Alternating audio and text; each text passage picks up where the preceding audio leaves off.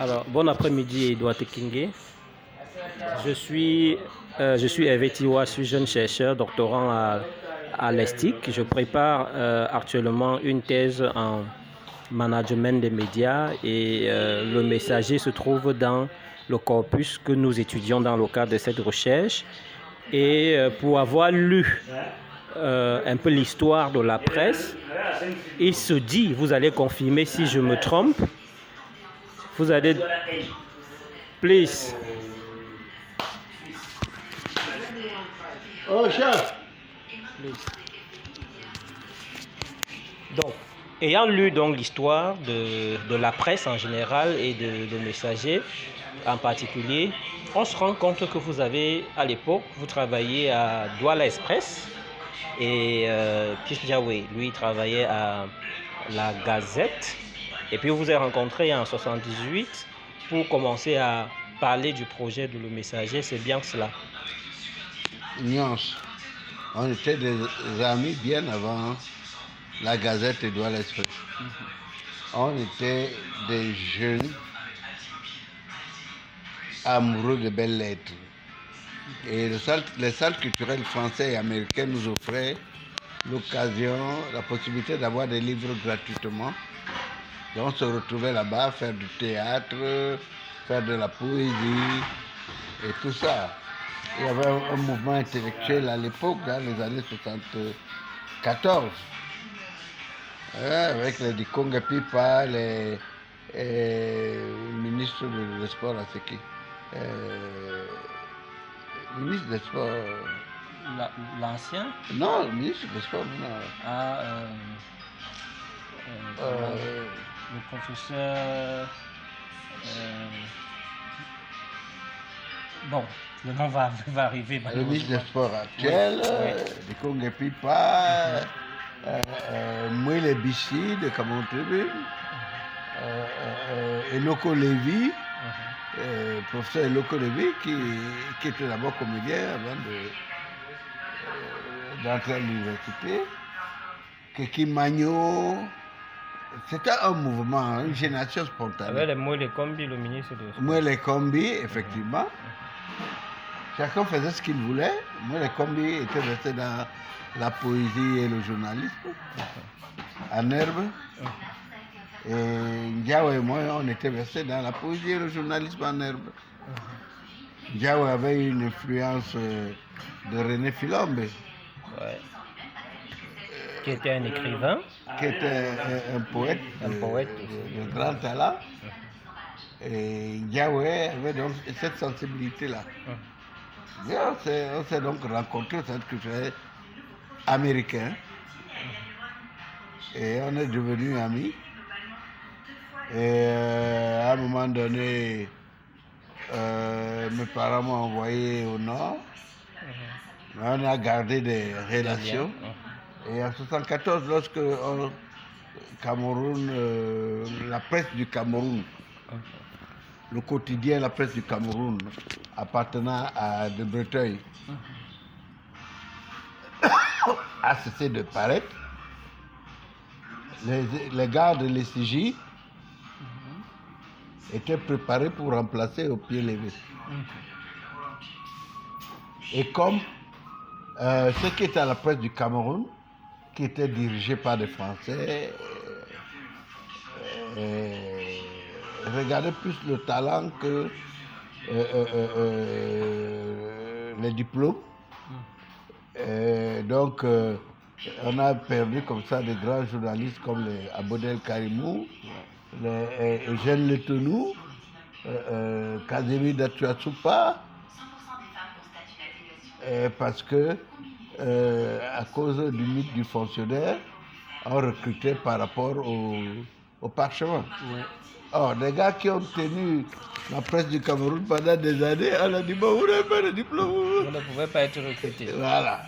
C'est pour ça donc que ces gars ont créé la Gazette. La Gazette, oui.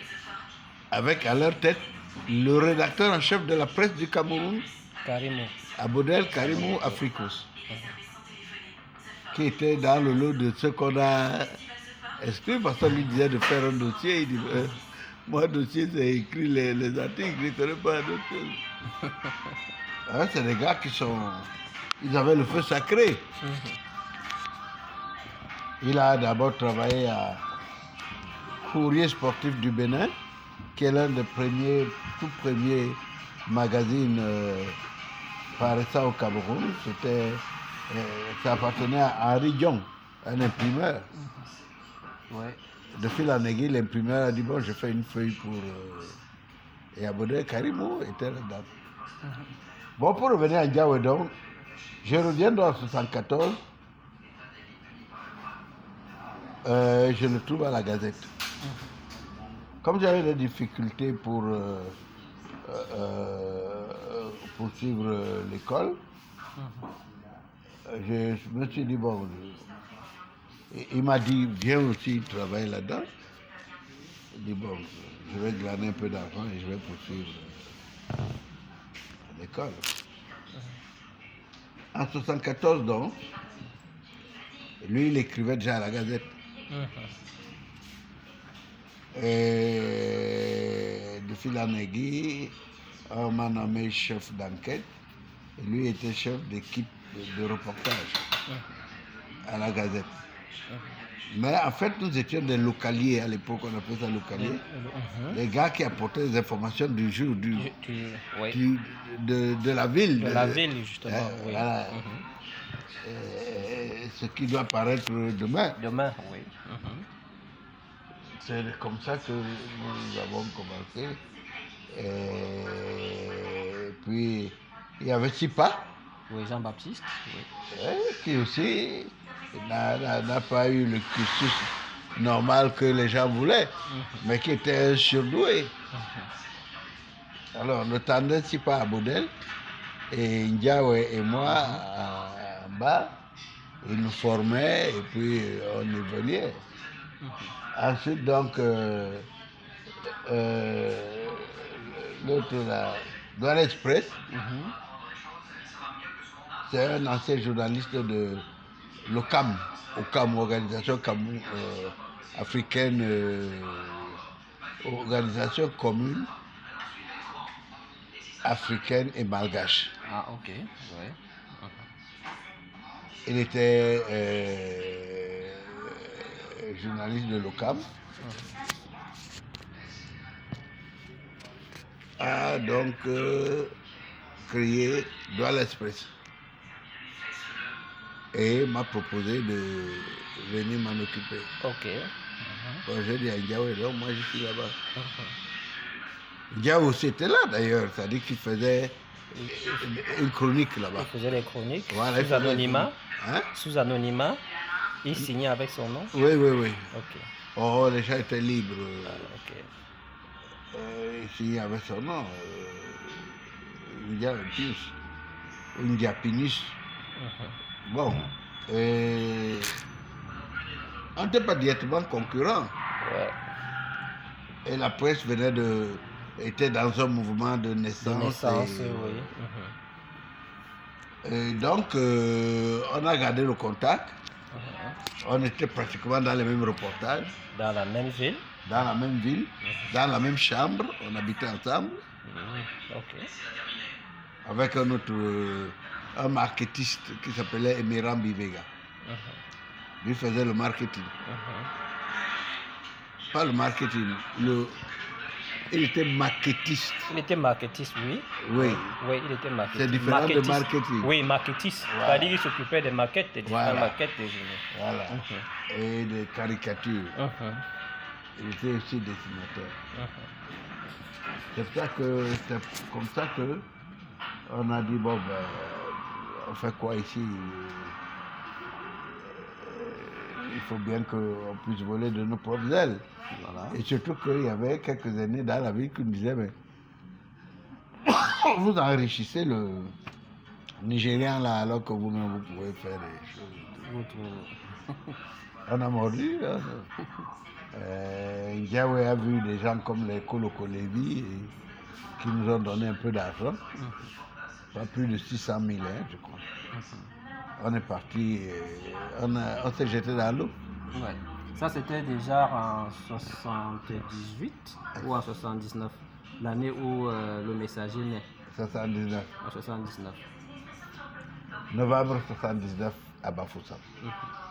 Est-ce que vous pouvez nous raconter un peu la séquence de Bafoussam? Parce que vous avoir lu, vous racontez que vous avez eu,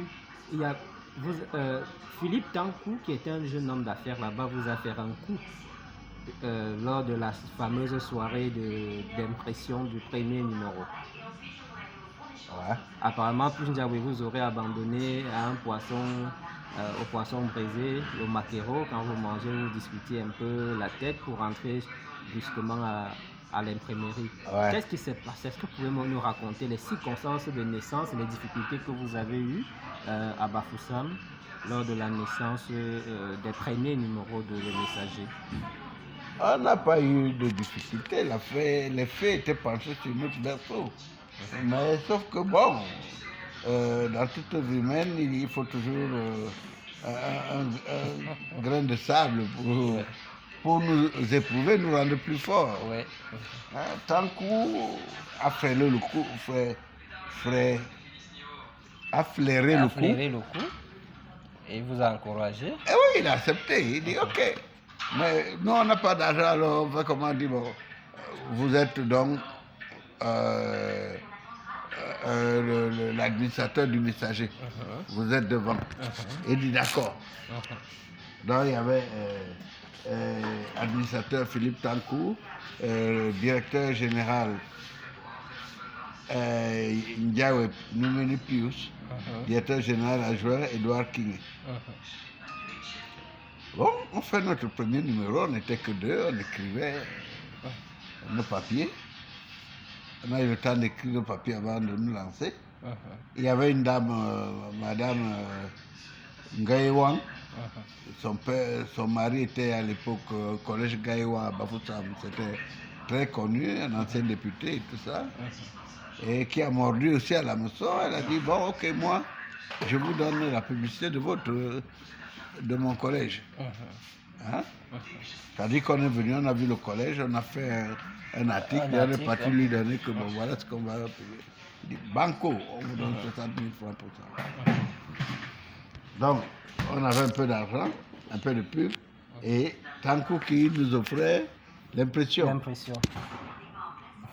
Sauf qu'à une certaine avancée de la nuit, le temps qu'il ait réfléchi là-bas, c'est les gens de Bafoussam, il n'y a pas un accord définitif dans ce que vous faites.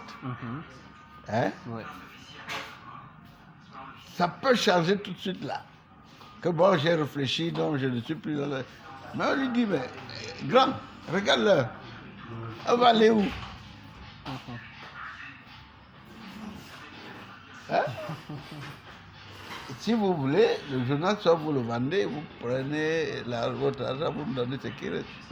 Il dit, non, lui, il ne connaît pas vendre. Il dit, bon, nous, on va vendre et on va venir vous faire. C'est comme ça que Ndiaye et moi, on est devenus des vendeurs du premier canard, oui. À Carrefour Total Bafoussam, là, UKO. Oui. Maison du parti, là. Maison du parti, oui. Tu vois, j'ai... Biao. Ouais. Voilà. On s'est mis à genoux devant Tankou, hein, les rotatives étaient lancées et tout. Mais finalement, on a dénoué ça, je crois, on a dû lui donner 100 ou 150 000, je ne sais plus. C'est Ndiaye qui s'occupait des finances. Mais je suis certain qu'au-delà des négociations, il a dû donner quelque chose. Ok. Et on a donc à 5 h du matin récupéré la cargaison. Combien? 500 exemplaires. 500 exemplaires au départ. Oui, vous vous êtes partagé de 250 exemplaires et à la fin de la journée, vous avez tous écoulé. Ça signifie que les articles, les titres qui barraient la une étaient accrocheurs parce que selon nos informations, Bafoussam s'apprêtait à organiser, à accueillir un grand événement de l'UNC. Ça faisait partie du titre. Mais au-delà du feuilleton Tankou, il y a également un autre homme d'affaires qui vous aurait fait un faux bond, c'est-à-dire un homme d'affaires qui s'appellerait Papa Lé, le roi de la ferraille. Est-ce que vous vous souvenez de ce monsieur-là? Papa Lé Lévis. Papa Lévis. Il était certainement... Koloko Lévis? Oui, Koloko Lévis, oui. Quel coup il nous a fait? Je demande si, puisque l'histoire dit que il vous aurait promis un accompagnement, mais il avait conditionné l'accompagnement par la production d'un premier numéro pour voir si vous êtes vraiment engagé. Sauf que quand vous revenez, quand je dis vous, je parle de l'équipe, quand vous revenez, il vous dit, bah, c'est bien, vous avez produit un premier numéro, moi j'ai vendu des bananes, les régimes de bananes, je vendais et puis je partais racheter d'autres, continuez ainsi. Est-ce que vous ne vous souvenez pas de cet épisode-là? C'est exactement ça. C'est lui, c'est notre premier financier. Avant de quitter Douala, il nous a donné 300 000 balles. Écoutez, Koloko Lévis, le roi de la ferraille, est un gars de Babouantou. Ndiaw est un gars de Babouantou. Donc c'est lui qui nous encourageait d'ailleurs à nous émanciper. Il dit, bon voilà ce que je peux vous faire. Bon, je ne sais pas si après il a encore, Ndiaw a eu d'autres. Moi j'étais essentiellement journaliste. Oui. Lui aussi, mais il fallait qu'il y ait des questions de management, de la recherche et de financement et tout ça. Non, il ne nous a pas fait de mauvais coup.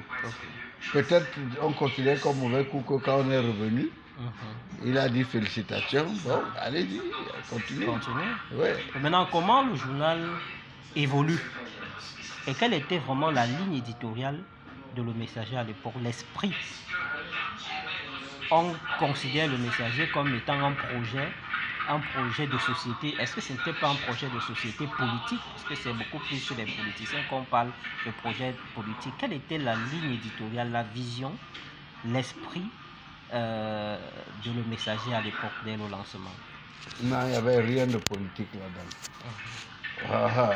On est autant de faux chivés. Hein? Un faux chivé pour un oui ou pour un non, il vous balance à Tcholiré ou à Mantoum. Il avait plein pouvoir.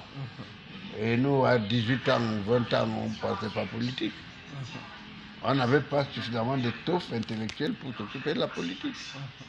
Au Messager, on faisait des faits divers, uniquement, et du sport. Donc, en allant à Bafoussam, on n'avait pas un projet politique. Même pas le projet éditorial, c'était de faire un journal. Et on avait l'expérience de Douala Express de la Gazette, non? Oui. Mais seulement avec le fait que le lieu de parution, c'est Bafoussam. Pourquoi Bafoussam? Parce qu'on préparait le congrès de l'INC là-bas et on construisait la première station de radio. Chef, baissez un peu ça, nous causons un peu là. On enregistre. Ça vous gêne? Non, on peut baisser. Il y avait la première station de radio. Donc Bafoussam était en pleine construction, mouvement et tout. Oui, justement, oui. D'ailleurs, notre premier... c'était à quand l'ouverture de la radio Bafoussam? Voilà. Je me souviens bien pour avoir lu. Qu'est-ce que c'est que... D'où vient le nom Famla? Famla Bafoussam, oui, justement. C'était un Bafoussam en attendant le congrès de l'INC. C'était tout. On parlait du congrès comme événement, pas comme politique. Et comme nous étions des enquêteurs, on faisait du... Ndiaw était chef d'enquête, de reportage, moi j'étais chef d'enquête. Donc on a été moulé à la recherche de l'information et à la publication de cette information sans en tirer une quintessence éditoriale pour dire que... Aujourd'hui on aurait fait ça autrement. Mais là on voulait l'information. L'information. Point barre. Voilà. Bon, qu'est-ce qui vous amène à suspendre la parution en 81 ou en 82 pour rentrer à Douala. Pourquoi vous décidez de suspendre la production? Il y avait un tocard là qui nous cherchait des courses pour Radio Racine de Bafoussam. Il était, je crois, président de Racine de Bafoussam. Et nous, on a rendu compte d'un événement sportif qui n'était pas favorable à Racine de Bafoussam. C'est-à-dire que je vais vous montrer. Et il vous a montré? Ouais. Je crois qu'on a mis en prison. Ça devenait dangereux. Pour des gens qui n'ont pas l'argent, on habitait gratuitement, gracieusement chez un monsieur qui était ingénieur à l'UKO. Je crois le tout premier ingénieur, Magellan Guéou, qui a accepté, comme il était logé, de nous donner toute une aile de son appartement, qui était un appartement à étage. Vous comprenez? Ça vous servait de siège et de lieu d'habitation? Oui, on n'avait pas de siège, c'était là. Et on mangeait chez lui. Et son épouse, qui était enseignante, a accepté d'être notre chauffeur. Comme elle avait une voiture, elle a mis la voiture à notre disposition. Et c'est elle qui nous conduisait dans nos reportages. Donc, on était plutôt petits soins, mais l'environnement n'était pas préparé à recevoir un journal qui dit des choses qui existent, comme elles sont. Par exemple, que si Bambou Touzombo là-bas, Racine... On dit ce qui s'est passé. Oui, non, il n'était pas prêt à accepter ça. Il était prêt à laisser la rumeur dire ce qu'elle veut et tout ça. Alors, quand vous revenez donc de Bafoussam pour Douala, qu'est-ce qui vous motive à relancer le projet? Parce que vous avez suspendu pour rentrer à Douala. Il y a eu une trêve d'1 an à peu près. Et puis quand vous relancez, je crois que Sipa, vous étiez là, Jean-Baptiste Sipa, vous et Diaoué lui-même en 82, et c'était reparti jusqu'aujourd'hui. Sipa était là? Bon, selon ce que j'ai lu, mais je peux me tromper, j'ai la chance de vous avoir, vous êtes une Bible pour ça. Non, Sipa nous a rejoint peut-être 10 ans après. 10 ans après. Non, on est parti de là-bas parce que, on n'avait pas, la publicité n'était pas évidente là-bas. Oui. Et la seule entreprise privée qui pouvait donner, c'était la SOC, Société de savonnerie de l'Ouest. Et les gens là-bas n'avaient pas encore la culture de la publicité et de la communication. Donc, nous ne pouvions gagner de l'argent qu'à Douala. C'est tout simplement une évidence qui a fait que, bon, allons à Douala, puisqu'il y a quelqu'un qui nous cherche des causes pour des conneries de football, des choses qu'on lit ici, là, à Douala, tant que ça n'émeut personne. Sauf que quand vous relancez le journal, vous relancez à un moment où il y a passation à la tête du pouvoir, il y a changement de régime. Paul Biya prend le pouvoir, il s'installe. Après, s'ensuit des mouvements et le Messager était le principal journal qui donnait des informations factuelles. Et pour cela, vous avez eu quelques démêlés avec peut-être la justice. Il y a eu quelques interpellations, si je ne me trompe pas, vous me corrigez. C'était bien ça? Jusqu'en 90? Non, nous n'étions pas des zourous. Vraiment, nous étions des journalistes. Hein? Quand tu parles d'interruption, le temps d'arriver à Douala, de nous organiser, de squatter des endroits pour faire notre canard, on le faisait maintenant à l'improviste. Ok, d'accord. Parce qu'on n'avait pas de capital. De capital. Ah, ok, d'accord. Alors, si je comprends bien, pour l'histoire, il faut que les gens retiennent que le Messager n'a pas eu une interruption vraiment importante. De fait, non. Ok. Non, D'accord. C'est comme maintenant, s'il n'y avait pas eu le digital, Facebook et tout le reste, Et tout le reste, oui. on ne paraîtrait pas. Voilà. On va parler du digital tout à l'heure. Maintenant, à partir de cet instant-là, jusqu'à 90, où il y a des mouvements, il y a l'affaire Yondo Black. Comment est-ce que... Tu fais des sauts terribles. C'est venu après. Oui, c'est pour raccourcir. Je veux qu'on raccourcisse. Donc, c'est-à-dire qu'on quitte cette période de 82 au moment où Paul Biya prend le pouvoir, au congrès également de 85 où le RDPC, l'UNC devient le RDPC. Oui. Je saute ces mouvements-là. J'arrive donc en 90. Je passe sous éponge tout ce qui s'est passé. Mais si vous insistez, vous pouvez me dire un peu l'histoire de l'évolution de Le Messager à partir de Paul Biya jusqu'en 90, où il y a un mouvement de libération, de multipartisme, etc. Quel était le rôle de Le Messager et votre rôle en tant que journaliste à cette période-là? Le Messager, comme tous les journaux et tous les Camerounais, c'est Mme Aïdjo qui me disait ça encore à Dakar, que mais quand le type là est venu, vous tous vous avez applaudi. Nous tous, on était pro Biya. Voilà. Ndiaye particulièrement était admiratif de Biya. Il le suivait à la lettre. Vous avez entendu parler du renouveau originel. Ouais. C'est Ndiaye qui a lancé cette idée originelle. Si bien qu'à un moment donné où on embêtait le régime, on nous a dit, bah, écoutez, parlez du renouveau originel, laissez un peu les choses.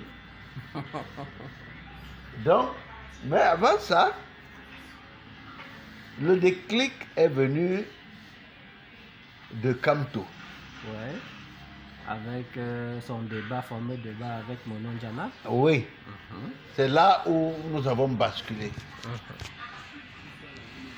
Et parce que c'était dans les cordes de Sipa, qui était un chroniqueur sportif, mais très polémique. Alors, quand on lit sa note de lecture. Oui, mais il y avait quand même que nous étions devenus un journal tribunicien. Oui. Hein? Beaucoup d'intellos intervenaient dans le journal. Dans le journal. Sans pour autant remettre le pouvoir en cause. Bien sûr. Mais remettre la vie sociale en cause. Quand donc c'est ça, donne le papier au Messager. Qui lit l'idée sociale chez Paul Biya. Il ne connaissait pas Monon Diana ne le connaissait pas. Je ne connaissais pas, oui. Mais il connaissait Sipa. Sipa, oui. Il dit, tiens, voilà un papier pour vous. Sipa le rapporte à Douala, on publie. Alors là, boum. Ça crée des vagues. Bon, des grosses vagues. Quand lui-même est arrêté et tout ça, il n'est pas d'abord arrêté. Au départ, Monon Diana, ça le faisait rigoler. Du haut de sa superbe professeur de philosophie. Il ne connaissait même pas ce gars. Il demande c'est qui même ce gars-là. Il dit c'est un jeune enseignant. Donc il a rigolé. Il lui a même fait un mot à travers Le Messager que bon, j'ai lu avec beaucoup d'attention votre production, mais pour le moment je suis à l'étranger. Je reviens et je répondrai. Sauf que, entre-temps, le pouvoir, après les séquelles du 6 avril, et peut-être, tu m'excuseras de le dire, la mentalité enthousiaste de l'ère sociologique de Biya. Enthousiaste. C'est-à-dire que nous sommes au pouvoir. Et ils ont un mot pour ça, Nkokuma. Nkokuma. Nous sommes au pouvoir. On dit à Biya, mais c'est toi qui es au pouvoir, c'est plus Aïdjo. Parce qu'il y a eu un incident, Aïdjo devait recevoir un prix. Il venait de démissionner, mais il devait donc recevoir un prix. Et Biya est arrivé le premier et Aïdjo est arrivé le deuxième. Hein? Les gens ont mal vu ça. Comment? C'est toi qui c'est toi qui es le président. C'est toi, oui. Et puis il y avait Senghor Kouo qui rappelait à Biako, mais C'est toi. c'est toi. Tu viens après tout le monde. Les gens, lui, il vient t'attendre. Ouais. Donc, c'est tout un esprit qui naissait. Et quand tu as fait son papier de manière en intellectuel, qui dit qu'il n'a pas vu l'idée sociale chez Paul Biya dans l'ouvrage de... Il ne voit pas. C'est un alignement de mots. Les sécurocrates reprennent donc ça. Et disent à Mounou Diana de répondre à cet impertinent. Il ne faut pas le caresser dans le sens du poil. C'est là où la bagarre a commencé. Et si Pakem ça est entré dedans. Et il a un peu abandonné le sport. Oui, il a abandonné ça. Et d'autres intellos qui aiment aussi ça sont entrés dedans. Parce que on n'a pas besoin d'être d'une ère sociologique pour dire à Mounou Dia que vraiment on n'a rien vu. On n'a rien vu, oui. Donc le Sindium Poukam, Sindium Poukam était magistrat, Kenye Poukam était professeur de philosophie. Ils sont entrés aussi dedans. C'est devenu donc, et ça a mordu et ça nous faisait vendre. Voilà. Et c'est donc là où le messager prend l'ampleur. Et on multiplie, et le messager a multiplié peut-être par 100 le nombre d'impressions. Oui. On était à 5 000 exemplaires, on est monté à 15 000 progressivement, mais on a atteint 100 000. C'est en 90 qu'on a atteint 100 000. Voilà. Avec l'avènement de Fundi. Oui. Non, de Yondo Black. De Yondo Black. Oui, parlant donc de Yondo Black, est-ce que vous pouvez nous raconter un peu le rôle que le messager avait joué? Parce que on dit de vous que c'est grâce à vous qu'on a eu ce mouvement de liberté, avec notamment l'affaire de Yondo Black. Est-ce que vous pouvez nous raconter l'histoire à partir de là? Non. C'est quoi cette histoire de Yondo Black et quel a été le rôle de le messager, le rôle que vous avez joué à cette époque-là? Non, on était... nous sommes reconnus un peu à gauche, avec l'affaire de Kamto et tout ça. Oui. Nous tous, on était donc là-dedans. Et puis, on avait des choses à reprocher à Biya, qui avait abandonné le renouveau originel. Nul ne pourra plus prendre le maquis pour ses idées. Oui, pour ses idées. Et puis, c'est tout ça. Et Saka, Gustave arrive... l'international protestant écrit à Biya que nous avons un exilé ici depuis. Il voudrait bien rentrer au pays. Depuis Aïyo. Puis Biya donne le feu vert. Mais qu'est-ce qu'il fait là-bas? Ne prenez plus maquis. Alors Isaka arrive, on l'accueille à l'aéroport.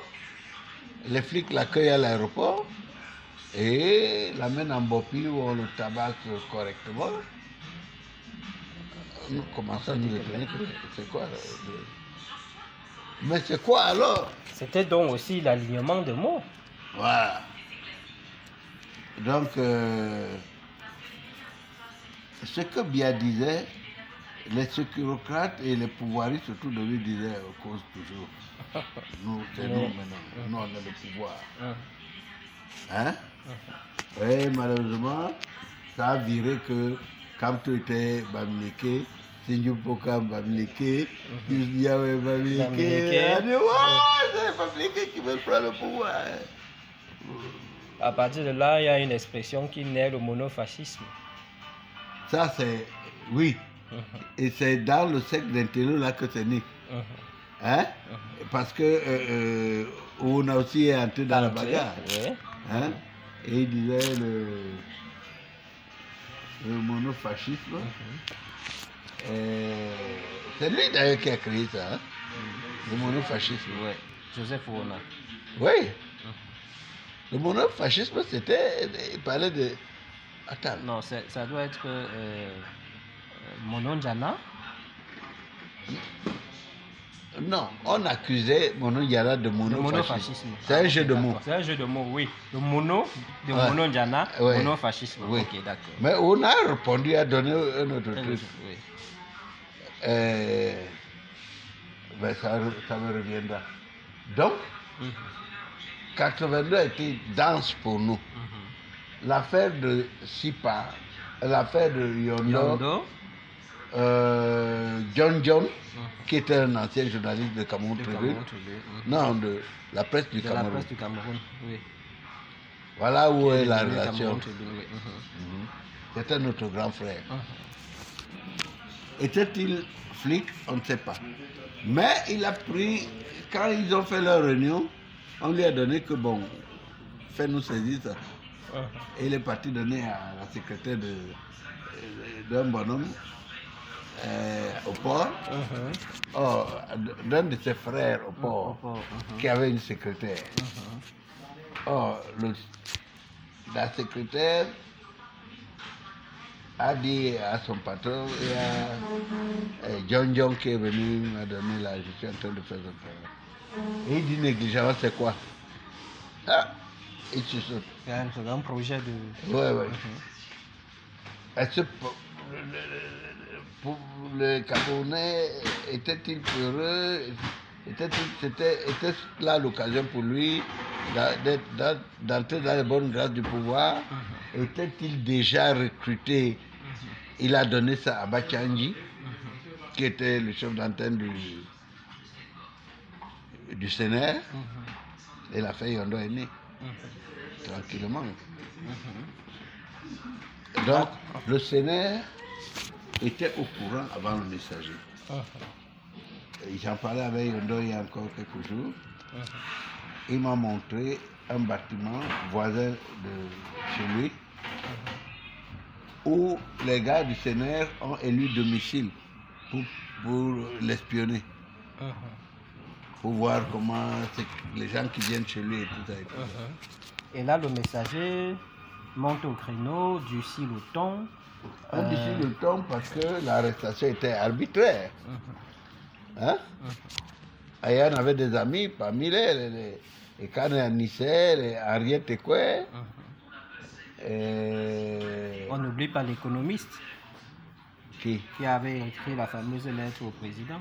Qui Le banquier, là, comment il s'appelle? Monga Célestin.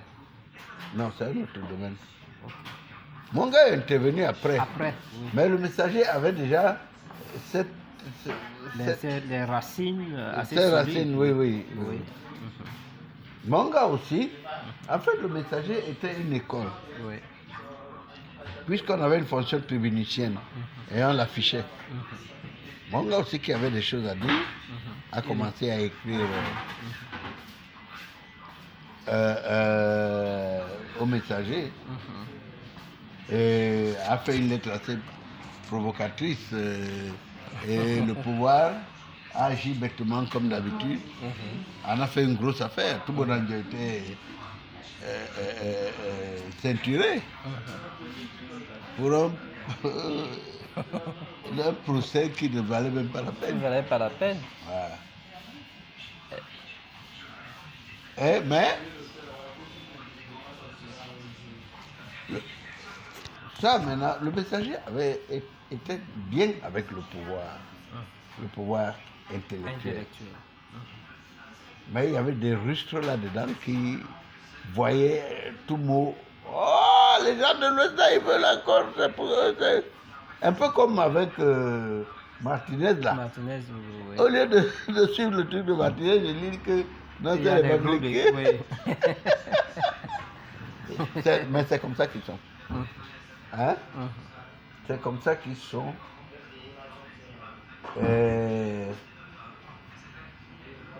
Incapables de...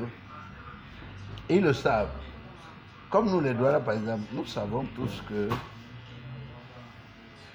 nous ne sommes pas faits pour l'économie, ni pour des réalisations économiques. ni pour des investissements durables. Nous le savons.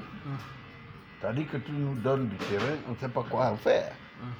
Parce que pour investir dans un terrain, il faut économiser. Il faut l'épargne et tout. Non, on ne connaît pas cette histoire d'épargne. Bien, mais comme on ne fait que nous frapper dessus, nous utilisons la mauvaise foi en disant que les autres sont contre, c'est les autres qui viennent prendre notre terrain pour partir. Mais les mêmes qui crient, dès qu'il a un terrain, il appelle les autres. Venez, voilà le traqueur. Donc, nous n'avons pas eu des gens qui pensaient à un partenariat intelligent. Que les autres ont l'argent, ok, nous on a le terrain. Essayons de voir comment on peut faire des joint ventures et tout ça. Et on se dit donc que nous sommes envahis. Mais moi j'ai lu des trucs, on se rend compte que en France aujourd'hui, il y a plus de taximans camerounais que les autochtones. Oui. Est-ce que tu comprends? Ouais. Ils sont aussi allés envahir là-bas. Les États-Unis deviennent un pôle pour les gars de l'Ouest, un pôle économique de concorde. Ce n'est pas un plan d'envahissement. Donc du coup, vous trouvez que cette idée de tribaliser l'affaire était quelque peu cette idée idiote? Très idiote. Très idiote. Mon nom Diana a pris individuellement mes partis. Il causait avec nous, il venait à la rédaction, il donnait ses textes. J'ai dit, il y a des pouvoiristes. Au départ, les pouvoiristes n'étaient pas seulement bêtis. Et Senghor côté dedans. Qui était en bisbille avec Aïdjo, parce que Aïdjo l'avait mis de côté. Et allez voir bien que la lecture de la Constitution là n'est pas bonne. La Constitution dit bien que les partis politiques concourent à l'expression du suffrage universel. Il n'est écrit nulle part que le parti.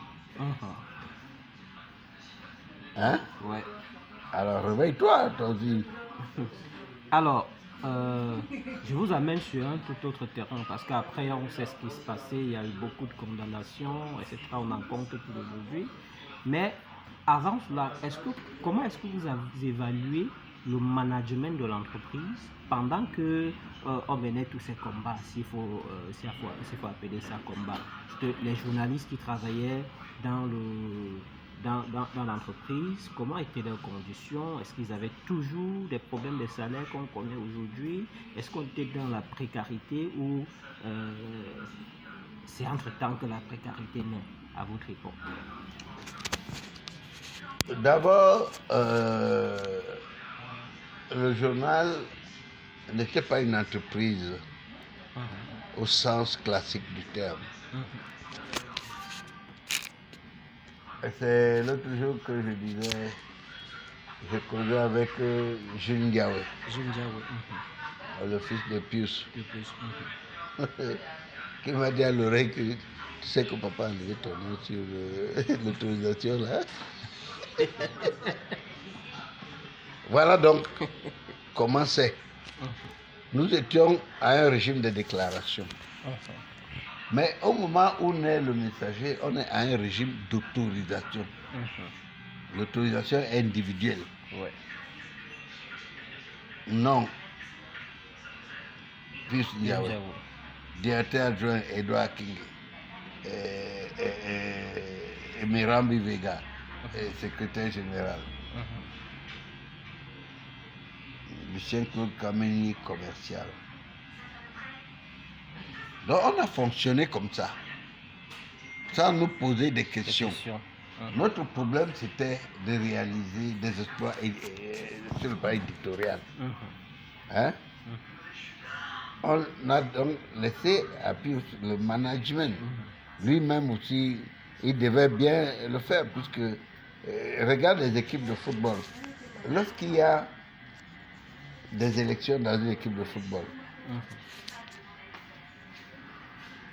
on met le bureau et on fait l'élection des membres du bureau. Après l'élection, le président va se retrouver seul. Il est donc président, bon, qu'il se fasse alors. C'est comme ça que ça se passe dans tout. Et c'est dans l'ADN des Camerounais. Ils ne savent pas faire équipe. Voilà. L'administration ne nous gênait pas. Les impôts ne nous gênaient pas. Pius pouvait conseiller par quelques amis à sa guise, enlever mon nom, faire un nouveau Ours. Oui, ours.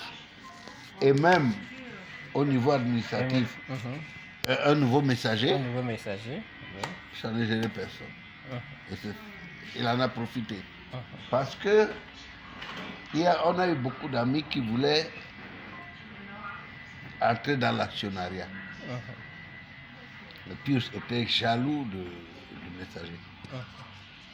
Il avait peur que... On lui arrache le projet. Voilà. Jusqu'à sa mort, il n'a pas marché.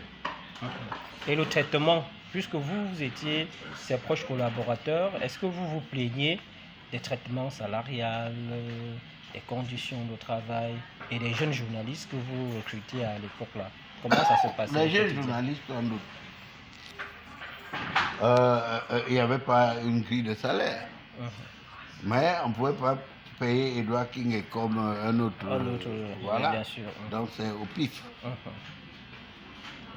Dans notre période face, on avait des moyens et des salaires conséquents. Quand on tire déjà 100 000 exemplaires. 100 000 exemplaires, tu comprends qu'on avait des moyens. On a changé de bureau et tout. Mais comme tu sais, nous sommes des nègres, c'était une société unipersonnelle qui faisait des investissements comme elle voulait, au nom de Pius Ndiaye. Tout ce qui a existé, qui appartenait au messager, était au nom de Pius Ndiaye. Est-ce que les membres de sa famille ne jouaient pas un rôle dans le management de ce journal? Est-ce qu'il n'y avait pas une gestion un peu patrimoniale? Non. Non. Pius est né dans une famille où il n'y avait pas de leader intellectuel. Ok. Le seul leader intellectuel était un professeur au collège Liberman. Son frère aîné. Donc, la famille le suivait plutôt. Lui, auréolé de son statut de directeur du messager, les autres se sont alignés jusqu'à lui donner une chefferie. Lui tailler un bout de chefferie. Lui donner un nom, même Miaf Kwekam, toi. Miaf, oui. On lui a taillé ça. Donc, non, il n'y avait pas un problème de management sans classique du terme. Mais à force de critique, il a dû prendre un comptable, une secrétaire un peu mieux fournie et tout. Mais dans les années 2000, il décide de créer une radio, de diversifier les produits de l'entreprise. Mais est-ce que vous étiez encore là? Si oui, est-ce que vous pouvez nous raconter un peu la séquence de la radio cette radio qui était mornée en fait? En fait, il n'y a jamais eu de rupture entre Pius et moi. Parce que nous sommes liés par le passé. On était des amis. On pouvait avoir des bisbilles. On en a eu. D'abord, à un moment donné, il estime que nous sommes de trop à Douala. Il me dit, bon, je te donne l'Ouest. Organise ça comme tu veux. Je deviens donc chef d'agence de l'Ouest. Mais il prend soin de ne pas dire directeur d'agence. J'étais chef d'agence. Chef d'agence. Or que l'agence de Yaoundé avait un directeur. Lingo. Lingo, oui, Célestin Lingo. Qui est aussi tard venu. Oui. Après 6 pas. Oui.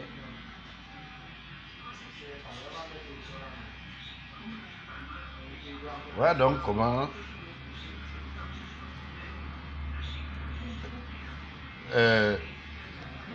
pour la création de la radio, c'était dans l'air du temps. Il y avait deux grands canards, le Messager et la Nouvelle Expression.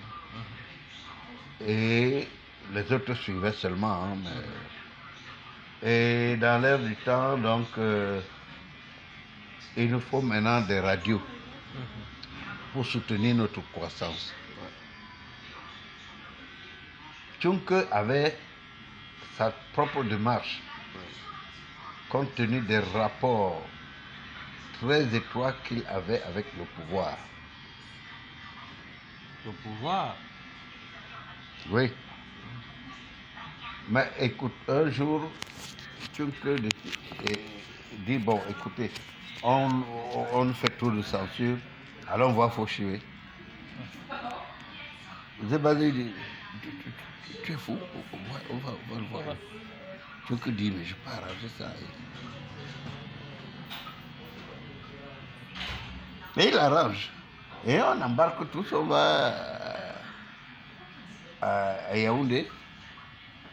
Et Fauchier à 16h nous ouvre les portes.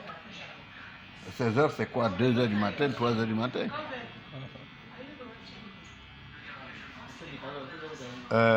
Il a pris une posture de père de famille humaine. Tu pouvais trouver une grande croix avec le Christ à l'intérieur de ses bureaux et tout. Mais au-delà de l'anecdote, c'est sûr que notre ami Tchunke avait de bonnes acquaintances avec Fauchier et ses services. Donc sa radio est passée plus facilement. Diawé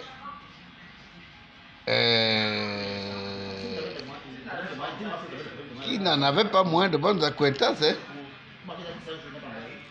avec notre clan. La radio n'est pas passée parce que... Toujours le clan au pouvoir. Oui. Oh, mais... Belinga et Boutou, tout ça, c'était les parents de Ndiaye. Jusqu'aujourd'hui même, le fils, c'est grâce à lui que à Belinga qu'il est dans les hautes sphères là-bas. Il est conseiller spécial de Toi des Ramenants. Son fils, oui, Jules Ndiaye. Ouais. Et tu as vu qu'à la mort de son père, il n'a pas voulu nous suivre dans notre démarche. Donc, Tchunke a donc sa radio. Mais Fame Ndongo, passé ministre de la communication, veut que Ndiaye vienne le voir pour... Et Fame a toujours eu une attitude paternaliste et Ndiaye ne marche pas. Et bien nous avons introduit notre dossier. C'est pas moi, ça ne me regarde pas. J'ai introduit le dossier, répondez au dossier. Or, la réponse de Fame Ndongo était qu'il n'y a pas un journaliste qui crée autant de problèmes à l'État. Parce que Ndiaye était devenu maître dans la communication. Hein? Sa voix portait dans les instances internationales. Il a su se créer des amis. Et ça se répercutait lorsque l'État, sur le plan diplomatique. Donc c'est Fame Ndongo qui a mis le feu. Il a dit 0, il va nous embêter encore plus.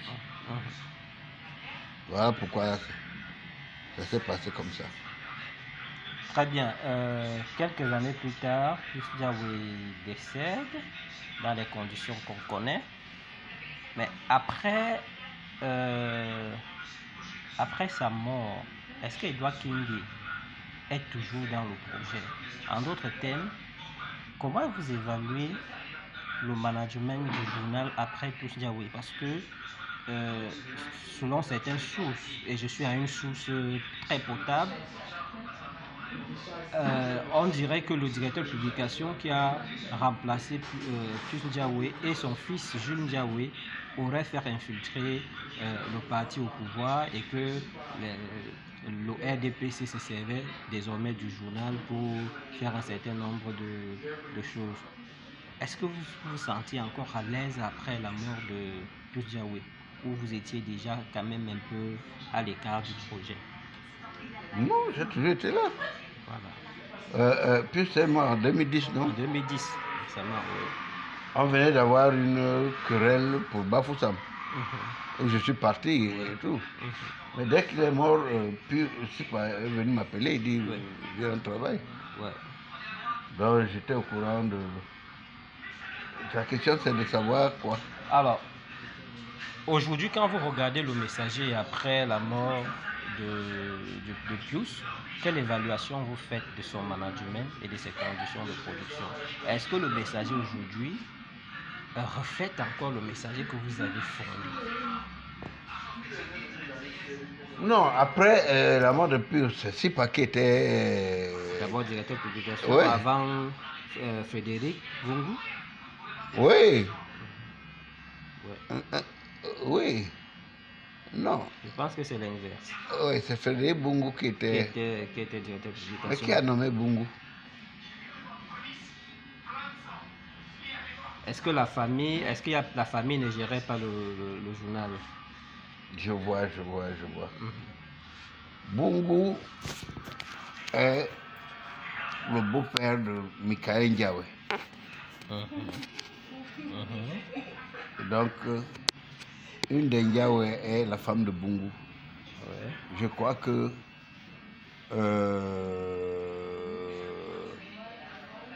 Julio a donné la passe à Bungu, que Bungu gère donc après la mort de Ndiaye. Comment est-ce que vous avez reçu ça? Est-ce que ce n'était pas un Edouard Kingi qui maîtrise mieux le projet que les autres, qui pouvait porter ce projet et pour garder l'esprit d'antan qu'on connaissait à le messager? Oui, moi aussi j'y ai pensé, mais bon, j'avais une opposition terrible de la part de Julio et ses sœurs, qui estimaient que j'avais bagarré avec leur père.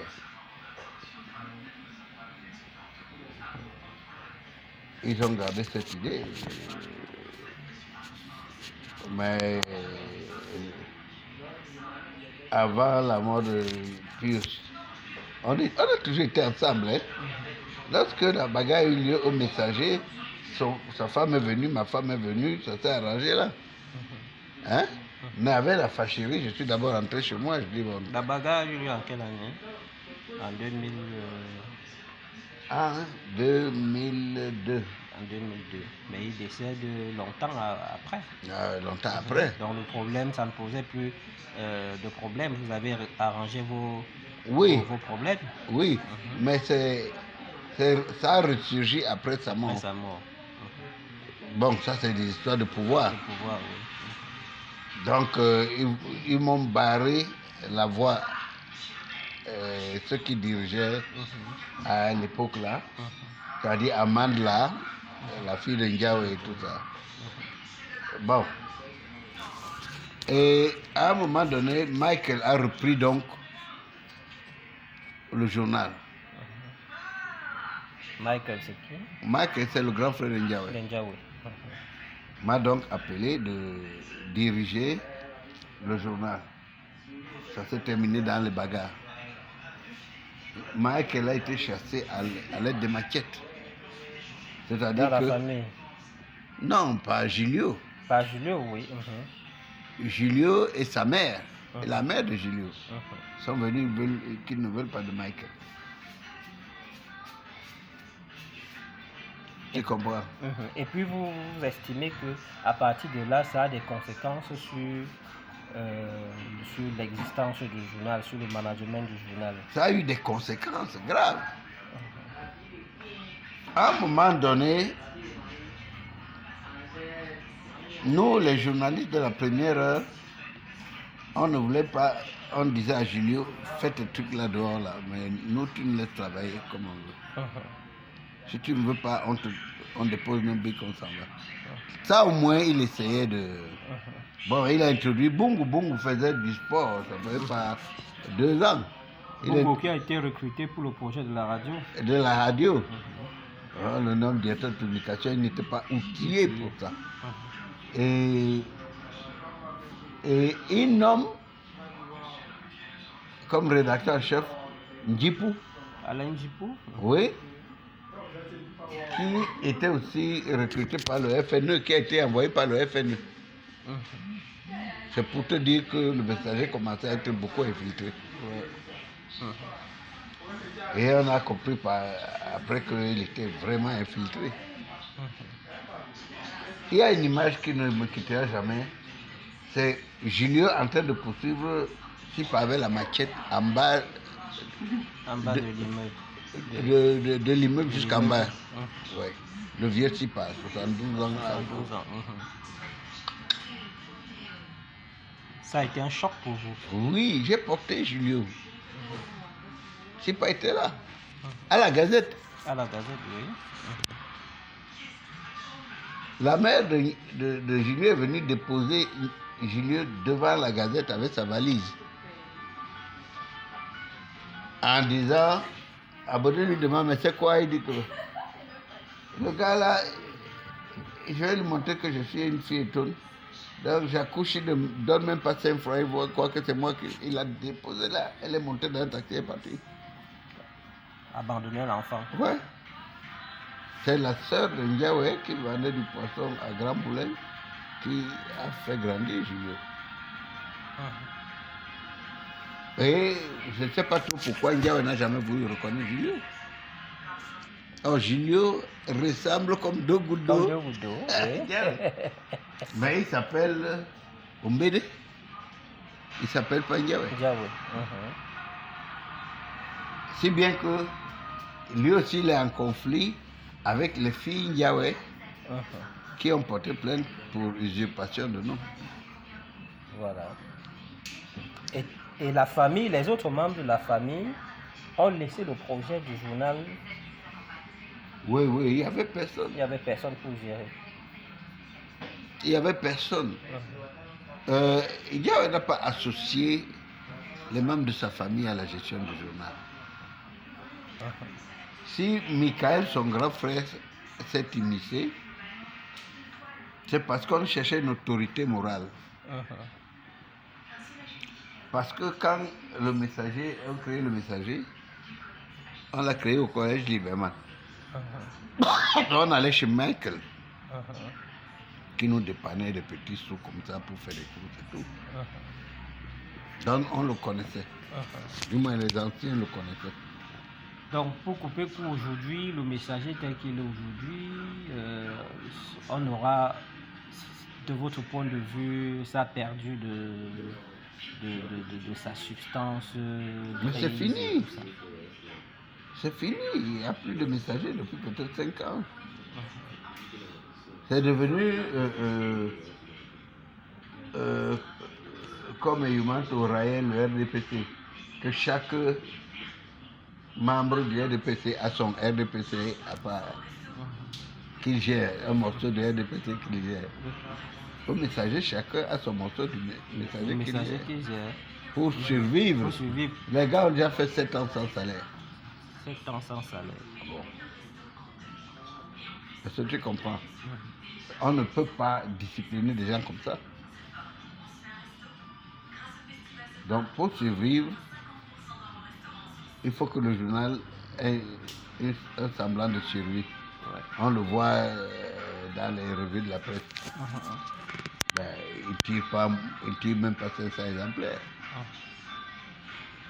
Je ne sais pas les chiffres maintenant, mais il n'atteint pas 300. Ce qui est important, c'est que le journal paraisse. Ouais, c'est tout. Est-ce que vous parliez tout à l'heure du digital? Est-ce qu'à l'ère du digital, on ne peut pas rattraper quelque chose? Nous sommes en train de réfléchir, Gineum et moi.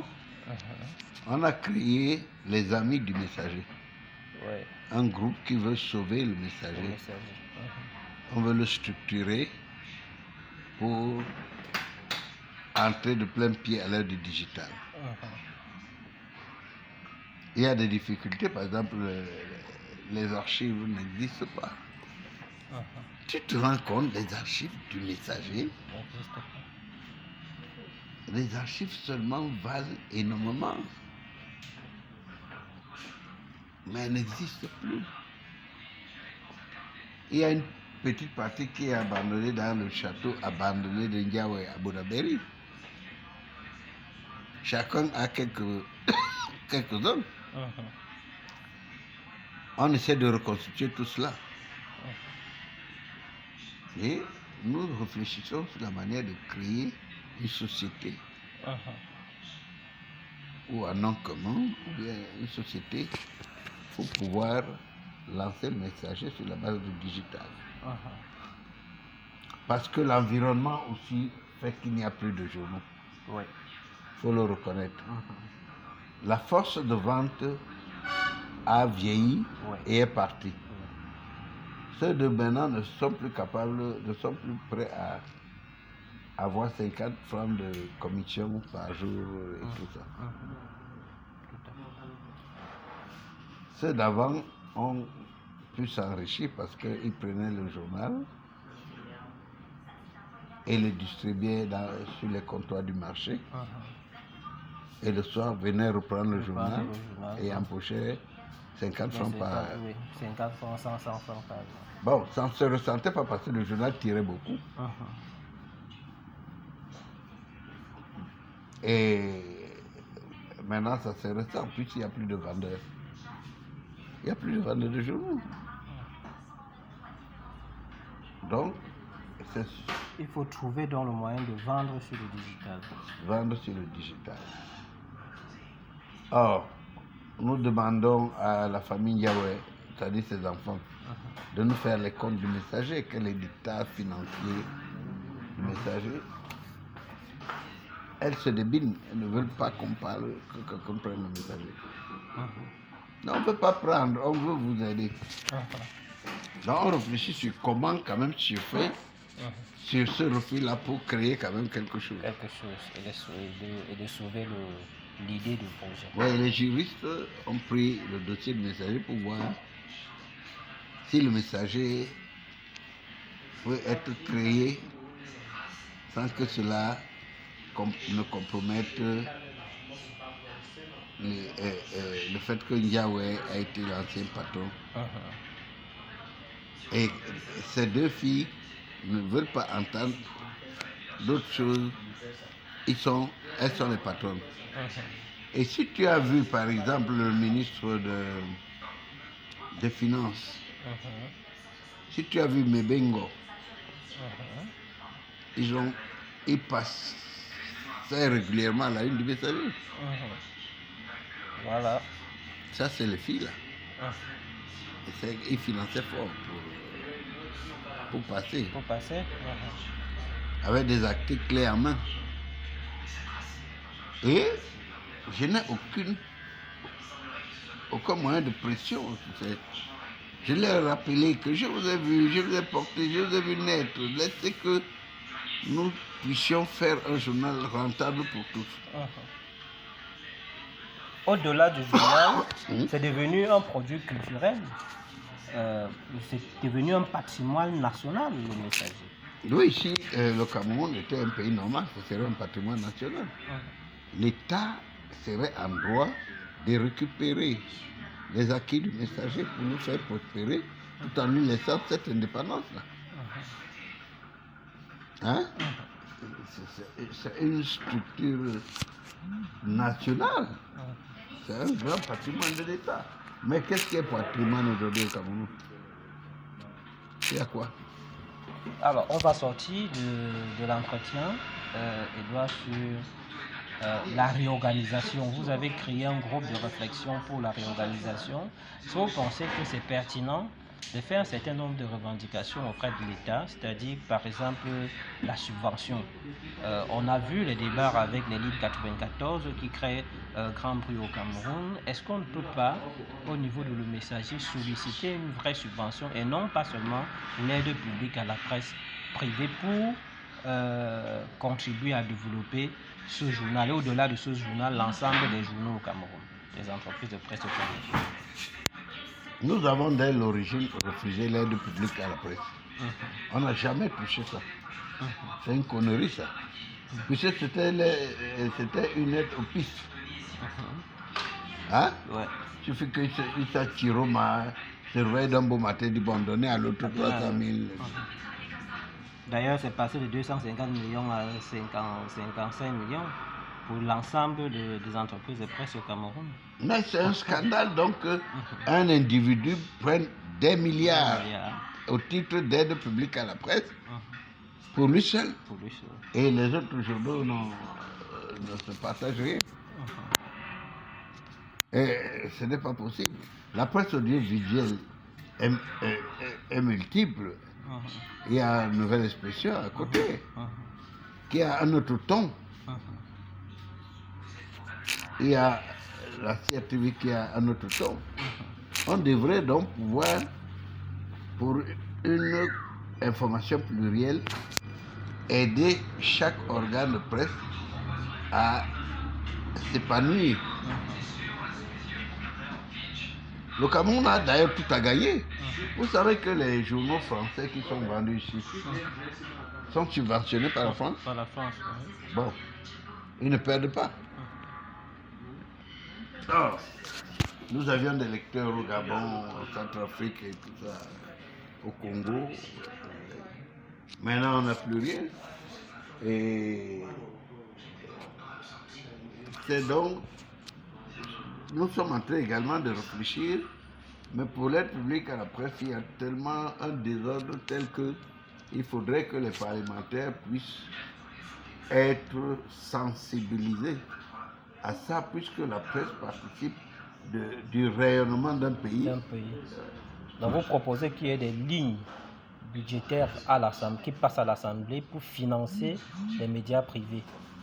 C'est ce qu'on a toujours demandé. Alors, que répondez à ceux qui pensent que l'État est propriétaire des médias et à ce titre ne peut pas financer véritablement la concurrence, puisque l'État est propriétaire de Cameroun Tribune, la CATV, et à ce titre est concurrent? Que répondez-vous à ceux qui pensent comme ça? Je ne suis pas d'accord que l'État est propriétaire de quoi? De Cameroun Tribune? Cameroun Tribune et la CATV. CATV. C'est vrai ça? Puisque ce sont des médias gouvernementaux, même si c'est financé par le contribuable national, ils sont perfusés en fait par le contribuable. Les médias privés ne sont pas perfusés, n'ont pas cette chance-là. Donc, on a la redevance audiovisuelle qui va à la CATV, on a des autres poches de l'État qui financent la CATV et Cameroun Tribune, mais la presse privée, rien. Oui, mais alors, c'est écœurant, puisque nous avons comme étalon la France. Le Figaro, Le Point, Le Monde et tout ça reçoivent d'une manière directe ou indirecte des aides. Cela participe du rayonnement de la France. Comment l'État peut, sans avoir une information plurielle, dire qu'eux, ils ont des journaux qui ne reflètent pas l'opinion de tous les Camerounais? Donc je n'ai pas très bien suivi ce débat, je ne le comprends pas très bien. Donc ça, ce sont des intellectuels, notamment un universitaire respectable, qui pense que les médias que le Cameroun, que l'État refuse de financer la presse privée parce que, et c'est son analyse, parce que ils sont propriétaires de médias et ces médias sont financés par le contribuable et en donnant l'argent aux médias privés, ils financent la concurrence et cette concurrence peut leur poser plus de problèmes. Je te dis que c'est une connerie. L'État, nous sommes tous peu ou prou des médias d'État. Parce qu'on joue le même rôle de service public. De service public. Il n'y a pas de concurrence. La concurrence ici devient la performance. On a vu d'ailleurs, dans cet esprit-là, avant 90, que les médias d'État étaient jaloux de leurs prérogatives. Mais quand ça a éclaté, l'audimat a changé, le lectorat a changé. Il y a eu des moments où tu vois comment les efforts remarquables que fait la CRTV maintenant pour essayer de s'ajuster. Parce que c'est la liberté qui permet les performances. Donc si l'État a ses médias, qu'elle les mette en concurrence avec les autres. Mais puisque c'est l'argent du contribuable. Puisque c'est l'argent du contribuable, il n'y a pas des journaux appartenant à l'État. Ces journaux appartiennent aux contribuables. Alors, on va sortir de l'entretien, mais est-ce que si vous étiez donné de donner quelques conseils au manager actuel de Le Messager, que diriez-vous pour sortir de cet entretien? Il n'y a pas de manager actuel. Le Messager n'a pas de manager actuel. Et comme je vous ai dit, nous avons créé les Amis du Messager pour trouver des solutions afin que survive ce journal symbole de la liberté de presse. On a bataillé dur pour cette liberté de presse. On a payé cher pour cette liberté de presse. Et au nom de l'histoire, nous devrions survivre pour montrer aux jeunes générations que l'opinion, la liberté d'opinion est très importante. C'est la liberté, je lisais un petit filet l'autre jour dans un journal que s'il n'y avait pas les réseaux sociaux, on apprendrait plus tard que Martinez a été tué par un buffle. Voilà, au temps de la Gazette, de la presse du Cameroun, un coup d'État de Maloum, au petit Tchad à côté ici, arrivait au Cameroun une semaine après, après avoir été lu par des fonctionnaires qui ne sont pas outillés pour juger notre degré de compréhension, et ils livraient ça comme ils voulaient. La censure, si on vous dit comment se faisait la censure était faite par un fonctionnaire grillé qui n'était plus sûr de ses promotions. Donc, comme quelqu'un qu'on a mis au rubis, on dit bon, donnez-lui tout ça pour faire, comme pour le punir. Et c'est lui qui, selon ses humeurs, estimait que nous n'avons pas le droit d'écrire que colonne de Saint-Mélima, de quel côté bat le cœur de Pierre-Désiré Ngo, président de colonne de Saint-Mélima, président d'honneur de canon de Yaoundé. Et il bat. Quoi, vous écrivez ça pourquoi? Qui vous a envoyé écrire ça? Allez reprendre tout ça. C'était une bêtise, telle que peut-être même Ngo même ne sait pas qu'il y a eu un journal comme ça qui a posé la question. Donc, pensons que la liberté est encore la meilleure des choses qui peut nous arriver.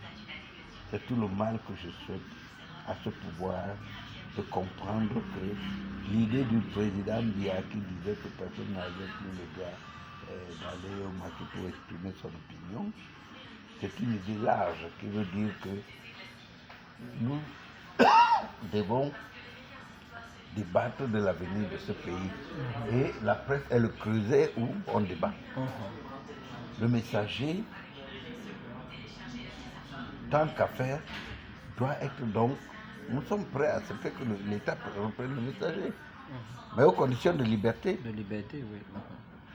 Pas aux conditions où Famine Dongo va débarquer à 4 h du matin. Montrez-moi la une là. Comme il le faisait à Camon Tribune au départ, à Sopekam. Et puis il corrigeait la une. Selon sa volonté, son vouloir. Donc, nous avons bon espoir que le messager est face à un challenge. La challenge du digital. Nous avons toujours eu des challenges dans la vie. Dans cette challenge du digital, les amis du messager, avec à leur tête le père Chinéon, nous allons trouver le bon tempo pour l'antenne messager. Okay. Je vous remercie, Ed Kenge, de m'avoir accordé cet entretien qui va en même temps servir notre thèse, notre recherche, mais aussi des archives pour l'histoire. Parce qu'après, il va falloir aussi raconter cette histoire aux jeunes générations, peut-être pas par écrit, aussi faire écouter votre enregistrement à ceux qui n'ont pas connu certains acteurs de ce média. Merci beaucoup. Il n'y a pas de problème. Je suis un journaliste de la presse écrite. Je suis mal à l'aise dans les micros, mais ce que tu pourrais faire, c'est que si tu as besoin de précision, tu m'envoies un WhatsApp et avec des recherches, je te fais des trucs. Et je vais voir si j'ai tout ce que j'ai. J'ai aussi quand même pas mal de fruits pour le messager. Si je retrouve, je peux te le faire envoyer. Parce que pour le moment, ma soeur est très malade. Je repars là. Et puis, je repars demain matin. Mais je suis là-bas avec mon ordinateur, donc je ne manque pas de pied à me tout. Ok, d'accord. Merci beaucoup.